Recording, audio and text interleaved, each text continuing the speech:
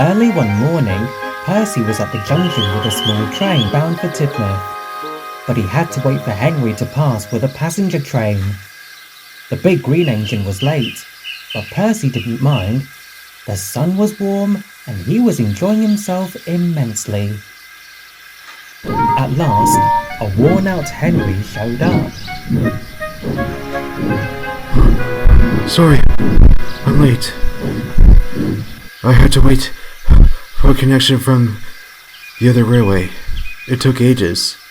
Did you know that goods trains there don't have brake vans? It doesn't seem right at all. It's nice to see that you still have yours. Must get going. Goodbye.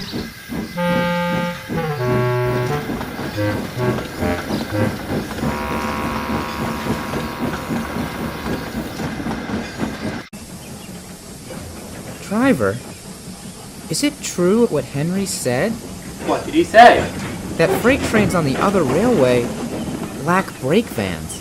Freight trains on the other railway have special brakes, Percy. This is also the case for passenger trains and Henry's Flying Kipper. Your cars do not have brakes like those, so naturally, it is necessary for brakes to be at each end of a train to stop runaway cars if a coupling breaks. You know how troublesome cars can be. James lost some of his on Gordon's Hill. Well, James was careless. I can handle cars just fine on my own. I don't need a brake van to help me. What's good enough for the other railway is good enough for me. Don't be stupid, Percy. Think about this carefully.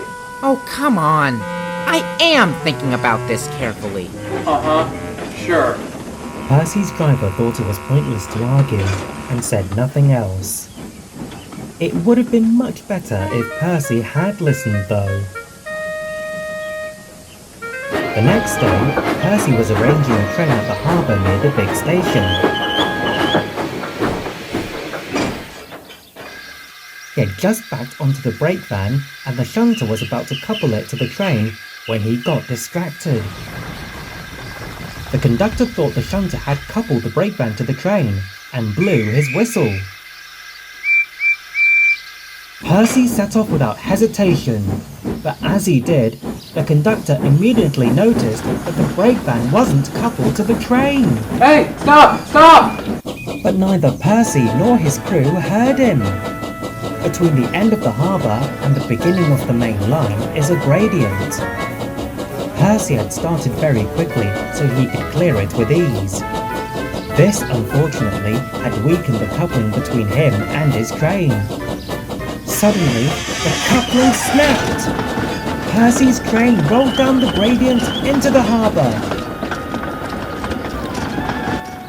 The conductor, who was standing on the veranda of his brake van, saw the cars cascading towards him. He rushed to his brake handle, made sure it was fully on, and fled. He was just in time.